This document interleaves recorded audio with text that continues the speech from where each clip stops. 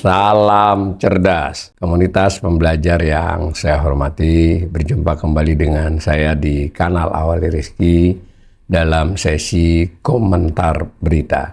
Berita yang saya soroti kali ini berita tentang Menteri Purbaya yang sedang bertolak ke Cina. Ditayangkan oleh Kompas.com, judulnya Purbaya ke Cina hari ini, promosikan Panda Bond ke investor. Ditayangkan Kompas.com pada tanggal 16 Juni hari ini ya, pagi jam 7.21. Ini ada gambar Pak Purbaya, tapi dalam konteks yang berbeda ya, di parlemen hari Kamis. Nah, beritanya begini. Menteri Keuangan Purbaya Yudi Sadewa bertolak ke Cina pada Selasa 16 Juni 2026. Kunjungan tersebut dilakukan untuk mempromosikan Panda Bond dan menarik minat investor Cina terhadap instrumen pembiayaan Indonesia. Ya kan, kita akan temu investor-investor itu untuk yang Panda Bonds, kata Purbaya saat ditemui di Kompleks Parlemen Senin 15 Juni ya. Nah, Panda Bond merupakan surat utang berdenominasi Yuan Cina atau Renminbi yang diterbitkan entitas asing di pasar domestik Cina. Jadi istilah Panda Bond ini tidak khusus Indonesia ya, artinya surat utang berbagai pemerintah termasuk Indonesia yang terbitkan dalam denominasi Cina cenderung disebut Panda Bonds ya.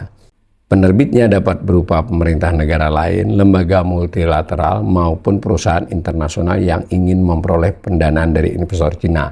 Nah, informasi ditambahkan tidak hanya negara ya, bisa perusahaan, bahkan bisa lembaga multilateral, berbagai perusahaan internasional yang menerbitkan dalam surat utang dalam mata uang Yuan, itu disebut Panda Bond. Nah, sebetulnya Indonesia juga sebelum ini sudah punya ya, sudah adalah pemerintah ya.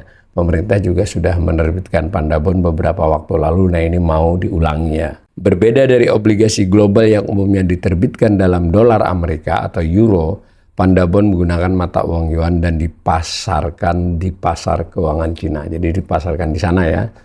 Bagi pemerintah, instrumen ini dapat menjadi alternatif pembiayaan untuk mengurangi ketergantungan pada pasar obligasi berbasis mata uang barat. Memperoleh garis bawah ya, dari maksudnya ini memang mengurangi ketergantungan terhadap dolar dan euro ya. Pasar keuangan Cina juga memiliki likuiditas besar dan basis investor luas. Banyak duit lah di sana.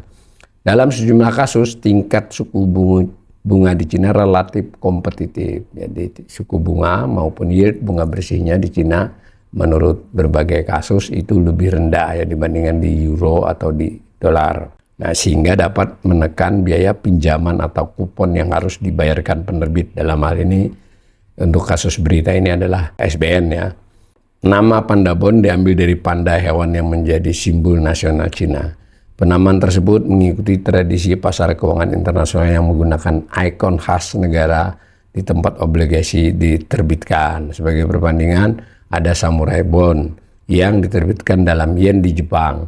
SBN juga udah lama ya, kita sudah sekitar berapa ya, sudah hampir 15 tahun lebih ya, 20 tahun bahkan, itu kita pernah menerbitkan bond, dan baru-baru ini di 2 bulan yang lalu juga menerbitkan Samurai Bond. Lalu Yankee Bond dalam dolar, ini sejak awal ya, Yankee Bond dolar Amerika Serikat. Lalu ada Komodo Bond yang berkaitan di Indonesia di pasar internasional. Jadi Komodo Bond berarti dari Indonesia tapi dipasarkan di internasional. Nah, meskipun belum menyampaikan target penerbitan secara spesifik, Purbaya optimis investor Cina berminat menanamkan dananya di Indonesia. Kurang lebih begitu ya.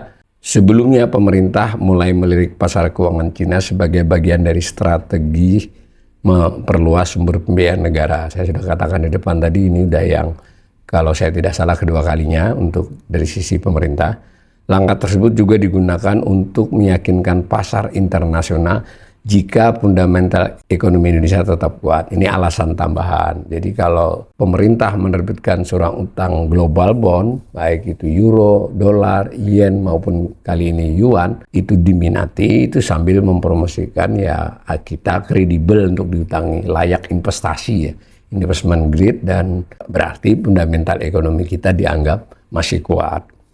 Nah, ia menilai dalam hal ini pendapat Purbaya, pembiayaan seperti Pandabon penting bagi ketahanan ekonomi nasional. Minggu depan saya akan ke Cina, tanggal 16 Juni ke Cina untuk promosi Pandabon. Ini berita Kompas di minggu-minggu lalu, jadi hari ini berangkatnya. Nah, Purbaya mengatakan promosi tersebut juga bagian upaya pemerintah untuk menunjukkan transparansi dan kesehatan kebijakan fiskal Indonesia kepada investor global. Ini perlu digarisbawahi juga ya, karena kalau membuat prospektus penerbitan bond ya baik kepada pihak asing itu sudah umum, termasuk Indonesia, itu otomatis memberikan gambaran tentang APBN-nya bagaimana, butuhnya berapa, itu ada prospektusnya tentu ya. Gambaran-gambaran itu berarti meningkatkan transparansi. Tidak ada yang disembunyikan oleh pemerintah Indonesia terhadap pengelolaan fiskal, kurang lebih begitu. Untuk meyakinkan bahwa memang kita menjalankan kebijakan ekonomi yang baik, tegas dia. Nah, saya komentari sedikit ya. Jadi aspek positifnya kelihatannya berarti pemerintah sudah lebih variatif kan, tidak bergantung kepada dolar saja dan euro saja, terutama kepada dolar.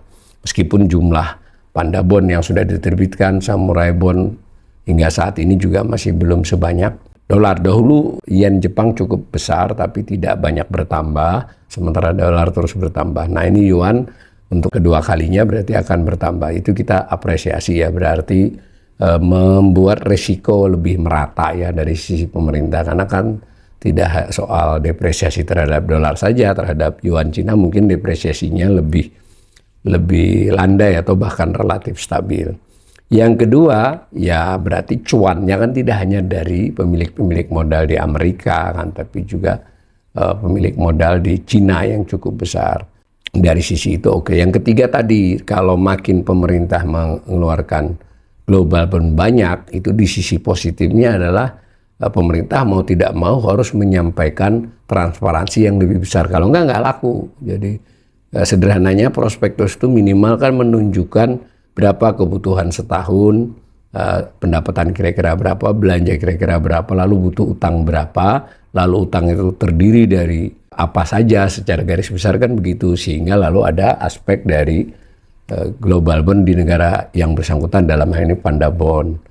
Nah, juga tentu di prospektus itu ada gambaran imbal hasil yang selama ini diberikan dan yang ditawarkan akan ditawarkan sekarang ini berapa. Di situ mungkin kita bisa mengimajinasikan yang lebih luas, isu seperti pemborosan, seperti MBG, Kopdes Merah Putih, mau tidak mau ya langsung atau tidak langsung dicoba dijelaskan. Dan itu nanti terkait dengan berapa penawaran yang masuk, artinya yang memberi utang, nanti ada soal itu. Lalu berapa bunga yang diminta, yield ya, bunga bersih. Semua dalam konteks itu positif ya. Tetapi mari kita lihat juga di sisi lainnya sebagai untuk catatan saja supaya kita juga semua peristiwa ekonomi, transaksi ekonomi tentu bisa menimbulkan keuntungan, manfaatnya apa, tapi juga harus dipertimbangkan resikonya. Berarti dengan demikian sebetulnya kan kita juga mendapatkan kesan ya memang pemerintah rajin cari utang, itu mau apa lagi kan, bahwa pemerintah benar-benar butuh utang untuk mengatasi masalah defisit di APBN-nya maupun untuk melunasi utang-utang lama. Jadi dari sisi itu ya sebetulnya tidak usah ngomong tinggi tanda petik ya bahwa kita kaya, enggak, kita butuh utang, ini fakta kan. Maka komunikasi yang lebih wise, lebih bijak itu. Yang kedua, jangan lupa bahwa berutang itu satu hal, memperoleh dana satu hal, tetapi penggunaannya untuk apa itu hal lain. Mungkin di prospektus masuk akal karena orang menerima, wah ini mau ngutang, dia punya aset sekian, dia punya defisit sekian, masih terukur. Tapi dari sisi kita ketika menerima APBN, bagaimanapun utang itu dipakai untuk apa? Karena kritik-kritik yang beberapa tahun terakhir ini tidak hanya pada era Pak Prabowo, itu adalah penggunaan utang, termasuk pendapatan dan utang untuk hal-hal yang dinilai kurang produktif, jadi program-program yang boros gitu. Yang produktif itu artinya kan dia menimbulkan kemampuan membayar di tahun-tahun kemudian, itu kan yang pengen dikelola sebetulnya. Sekurang-kurangnya utang-utang baru, mau rupiah, mau dolar, mau panda, itu adalah utang-utang yang bisa dipertanggungjawabkan secara penggunaan. Dan itu mesti kaitannya dengan pertumbuhan ekonomi, dengan penciptaan lapangan kerja, dengan kemampuan pemerintah memberikan layanan publik, dan seterusnya. Jadi kita tidak bisa memungkiri bahwa sebetulnya bahkan ini menteri sendiri yang turunnya. Sebetulnya dalam konteks lama ketika kita mohon maaf ini, tidak butuh-butuh amat utang-utang, itu ini adalah ada petugas-petugasnya di Kementerian Keuangannya, ada Direktorat Jenderal Pembiayaan dulu, Direktorat Jenderal Utang, ada tenaga-tenaganya. Kalau sampai menteri sendiri yang turun tangan, itu berarti memang kita sedang sangat butuh. Bahkan di beberapa kesempatan kan presiden dan timnya untuk mencari investasi. Investasi ya bisa berupa orang masuk dalam investasi langsung atau bisa memberi utang dengan membeli surat utang. Penutup terakhir, kita perlu tahu Cina ini selama ini jarang, kecil ya pelaku investor di Cina membeli surat berharga Indonesia, baik itu dalam mata uang dolar, palas maupun rupiah. Nah, ketika dulu diterbitkan pertama bond juga jumlahnya belum spektakuler ya. Mungkin sekitar 1 miliar, ini kita belum tahu berapa. Nah, sebagian besar modal Cina yang masuk ke Indonesia itu melalui jalur swasta. Swasta termasuk BUMN ya. Dia masuk ke investasi langsung maupun ke memberi utang kepada BUMN dan swasta tersebut. Ya, misalnya kita sudah tahu ada kereta cepat bus dan sebagainya. Itu sehingga utang luar negeri swasta Indonesia kepada Cina itu termasuk yang 15 tahun terakhir ini meningkat paling pesat, meskipun belum urutan yang atas ya. Atasnya masih Singapura, kemudian Amerika masih sedikit di atas kita, Jepang masih sedikit di atas Cina, atau udah imbang ya. Nomor 3, nomor 4 sekarang. Tapi dengan diterbitkannya Panda Bond dan dibeli oleh investor Cina, berarti sudah kedua kalinya ini, itu berarti Cina juga mulai masuk ke pasar portofolio ya, ke investasi portofolio. Tentu semuanya saya ulangi lagi plus minus, ada manfaat tetapi juga ada perhitungan-perhitungan resiko yang tetap terbawa oleh peristiwa-peristiwa tersebut. Mudah-mudahannya pengelolaan APBN-nya yang kita harapkan menjadi lebih baik, lebih hati-hati, lebih produktif, lebih efisien.